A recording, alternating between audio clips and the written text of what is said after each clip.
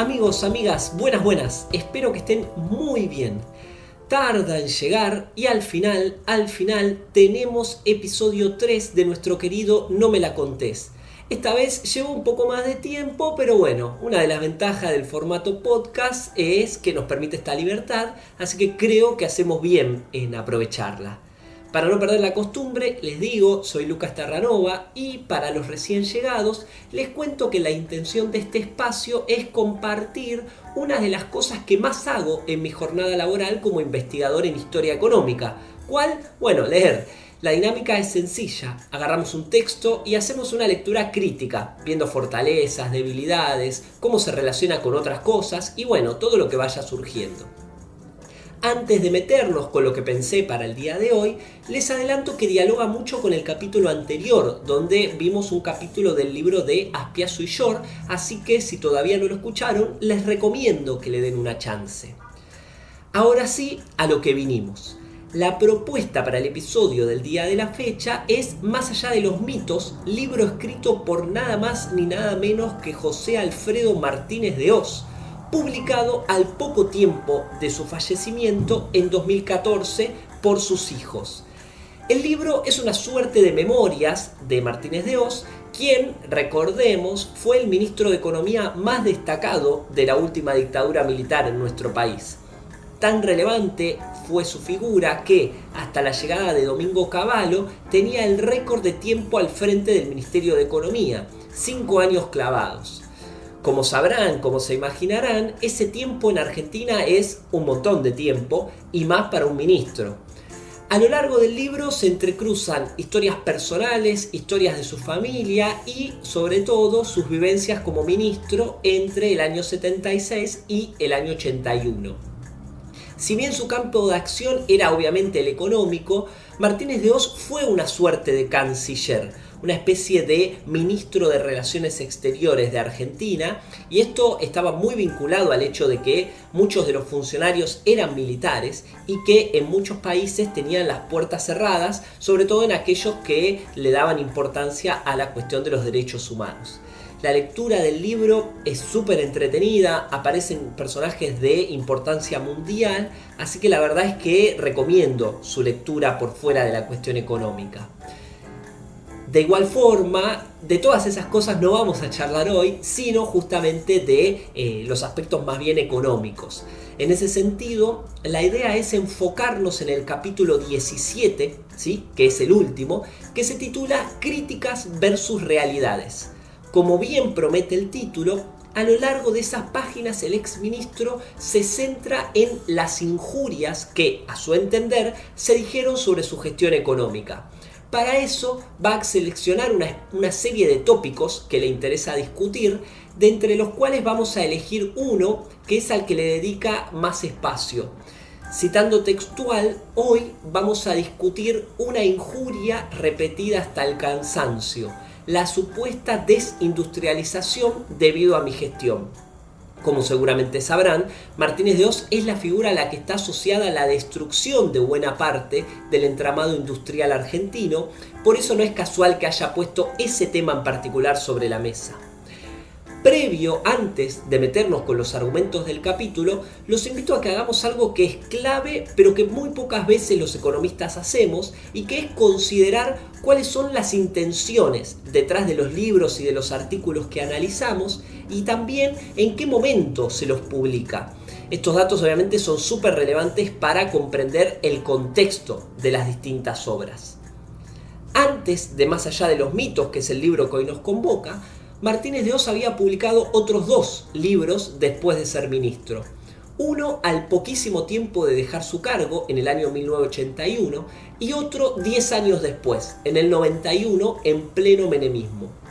En términos muy generales, muchos de los argumentos se repiten, pero lo importante es que cada uno de esos libros cumplió un rol muy distinto en línea con la situación política y económica de nuestro país en el momento en que se iban publicando. En el 81, la principal intención de Martínez de Hoz era desligarse de las responsabilidades por el desastre económico que tuvo nuestro país en ese año, diciendo básicamente que la culpa era de los que lo habían sucedido en el cargo, quienes no siguieron las bases sólidas que él había dejado. Bueno, en el 91, en cambio, buscó colocar a su gestión como un antecedente claro, un precursor de las reformas que estaban teniendo lugar bajo el gobierno de Menem, particularmente en aspectos que Martínez de Hoz consideraba positivos, la liberalización y modernización de la economía. Ahora bien, en 2014, que es cuando publica el libro que hoy nos compete, el país estaba en otra situación. Había pasado mucha agua bajo el puente y si bien Martínez de Hoz no buscó desligarse enteramente de lo que había hecho, sí quiso exculparse de acusaciones que, según él, eran infundadas. Ese interés, esa búsqueda de exculpación no se dio en el vacío, sino en el contexto de la Argentina de aquel entonces, que había estado caracterizada por un fuerte crecimiento industrial del que se había hecho una bandera política que tenía como opuesto justamente lo que habrían fomentado Martínez de Hoz primero y Cavallo después, que era el cierre de fábricas, la caída salarial, el aumento del desempleo, entre otras cuestiones. En otras palabras, ni en 1981 ni en 1991 a Martínez de Hoz le habría interesado discutir la supuesta desindustrialización. En 2014, en cambio, sí. Es en ese clima de ideas que tenemos que entender el momento y el porqué del libro que vamos a analizar en este episodio. Y ahora sí, nos metemos con el capítulo que tenemos para hoy.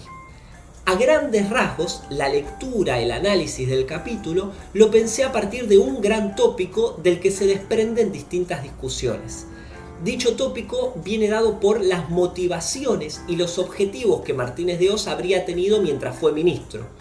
En este sentido, lo que va a dejar en claro es que durante su gestión se persiguió el objetivo que podríamos sintetizar como apertura de la economía.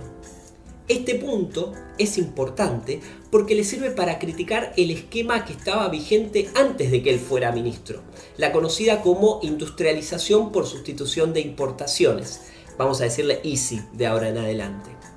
Martínez de Hoz le dedica bastante espacio a caracterizar a este modelo, denominándolo como un esquema básicamente cerrado.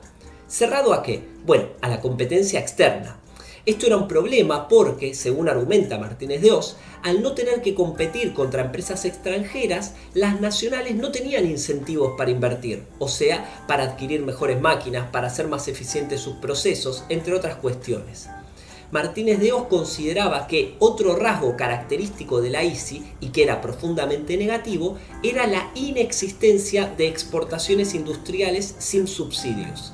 O sea, que las empresas que vendían productos industriales al resto del mundo no solo que eran pocas, sino que además necesitaban que el Estado las subsidiara de alguna forma porque no eran en sí mismas competitivas. Según la óptica del exministro, esto era sumamente ineficiente y, además, generaba gastos adicionales al Estado, lo que a su vez traía consecuencias inflacionarias. Como se ve, los dos puntos se vinculan. Las industrias argentinas invierten poco, tienen costos elevados y solo algunas, las que tienen una ayuda del Estado, pueden competir en el exterior y vender sus productos a otros países. Para Martínez de Hoz, esto quedaba claro cuando se veía que, después del fin de la Segunda Guerra Mundial, en el 45, Argentina no había tenido una participación destacada en el comercio mundial, sino el contrario. En los 30 años posteriores a la guerra, o sea, entre el 45 y el 75, nuestro país había perdido importancia como exportador. Así, mientras en el mundo se comerciaban cada vez más productos industriales, nosotros nos habíamos quedado afuera, dado nuestro modelo de economía cerrada. A partir de estas críticas, Martínez de Hoz va a buscar realzar lo positivo de su gestión como ministro. En este sentido, va a destacar que, a diferencia de lo que pasaba antes con este modelo ISI cerrado, su equipo económico no quiso propiciar la producción en todas las ramas industriales, sino solo en aquellas que pudieran desenvolverse con costos y precios competitivos. Porque claro, en una economía cerrada, todas las producciones pueden subsistir, tener costos y precios altos, porque no tienen quien les haga sombra. En contraste, nos dice Martínez de Hoz, mientras él fue ministro, el objetivo era que sobrevivieran las producciones que se pudieran bancar la competencia con los bienes importados en el marco de una economía ahora sí abierta. Sobre esto que dice Martínez de Hoz, tres cositas. Primero, así como antes marcamos la importancia de los contextos, es también clave conocer, por decirlo de alguna manera, a los personajes que analizamos. Algo que siempre se ha destacado de Martínez de Hoz fue su completa incapacidad para la autocrítica. Los invito a que vean o lean alguna entrevista. Es jodidamente difícil que diga, en esto me equivoqué, acá podríamos haber hecho algo diferente. Este libro, casi en su totalidad, se enmarca en esa lógica. De hecho, en este capítulo en particular, Martínez de Hoz continuamente busca mostrar que él tenía un plan antes de ser ministro, que ese plan se desplegó casi plenamente durante los años de su gestión. En otras palabras, Martínez de Hoz nos dice que todo lo que pasó estuvo siempre dentro de la órbita de lo esperado o de lo buscado.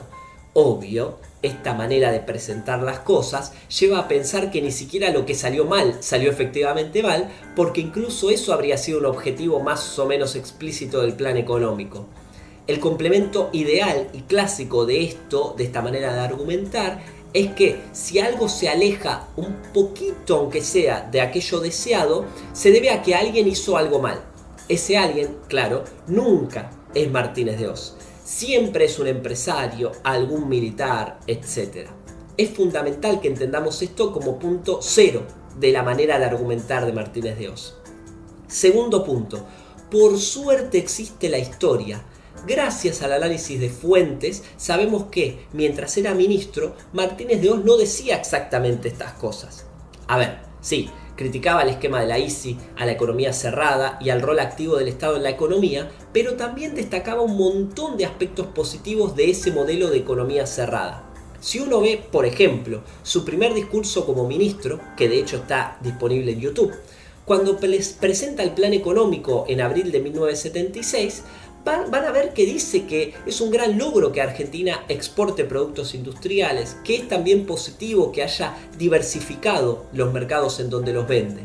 De hecho, va a decir que algo que distingue a Argentina de otras economías latinoamericanas es justamente la extensión de su sector industrial, que eso la hace tener un PBI mayor, un nivel alto de capital humano, entre otras tantas cosas positivas.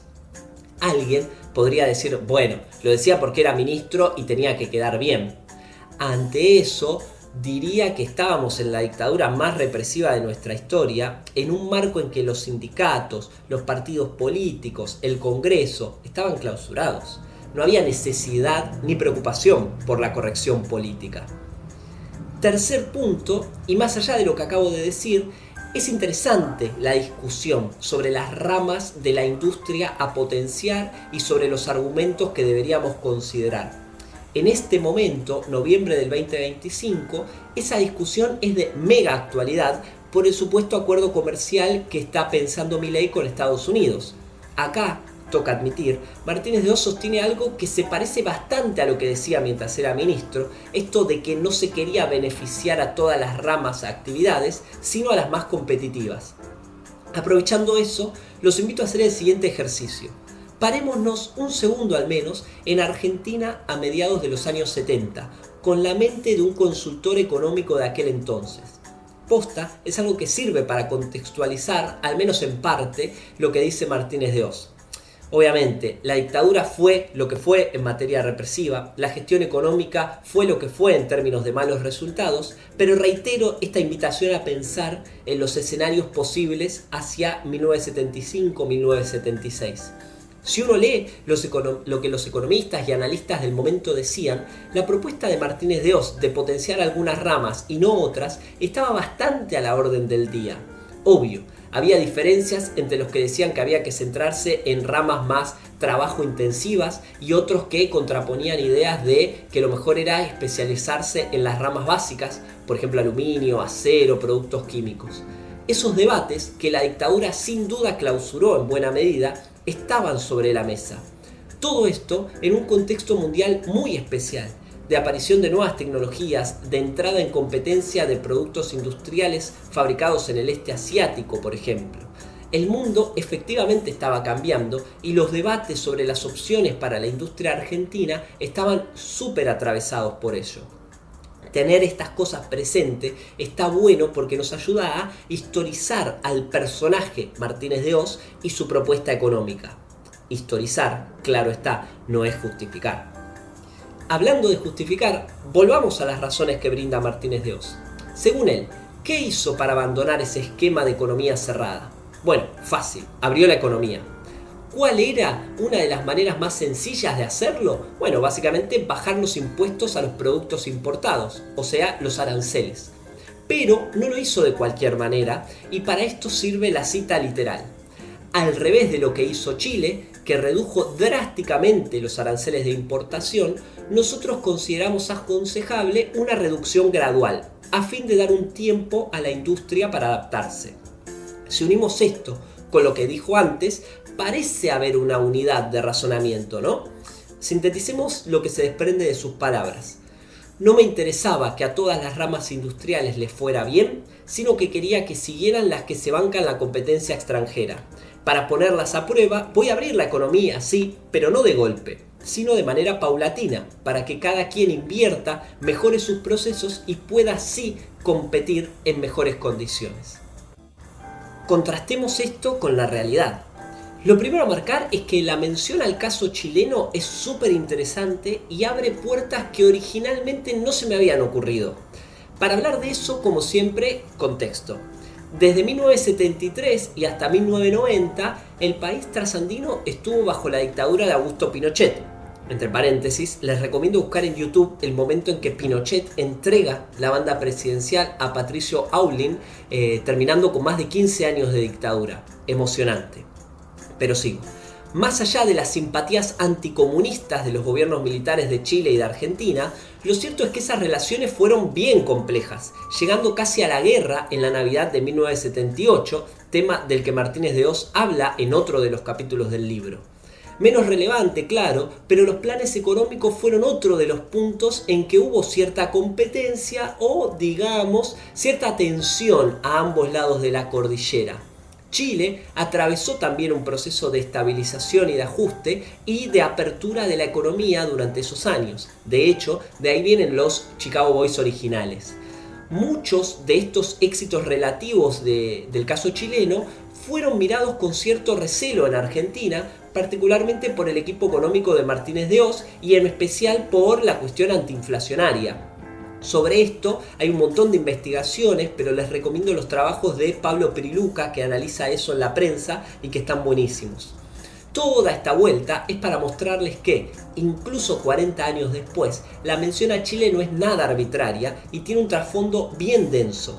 En 2014, y volviendo siempre a lo que dijimos sobre los objetivos, Martínez de Oz todavía consideraba necesario diferenciarse de la experiencia chilena. Si volvemos al tema de la apertura de la economía, lo que hay que decir es que para el caso argentino, ese proceso no fue para nada gradual, en contraste con lo que sugiere Martínez de Oz. Es más, hay algo que menciona en el libro y que también lo decía con asiduidad mientras era ministro. Si la reducción arancelaria no era gradual, muchas fábricas iban a cerrar por no poder competir. Dicho y hecho, en efecto, así fue. Y ahí se ve claramente cómo Martínez de Oz omite y modifica elementos en su exposición. Como dijimos, la apertura no fue gradual, sino que fue súbitamente acelerada. Para que se hagan una idea, en enero del año 79 entra en vigencia una resolución del Ministerio de Economía que se llamó Programa de Reforma Arancelaria. El objetivo de esta reforma era que los aranceles fueran descendiendo de manera paulatina hasta alcanzar un nivel que iba a ser mínimo, pero recién en enero del año 84. Ahora bien, en marzo-abril del 79, o sea, a 4 meses de que se aprobara la reforma, en varios rubros ya se habían alcanzado los niveles que supuestamente iban a regir 5 años después.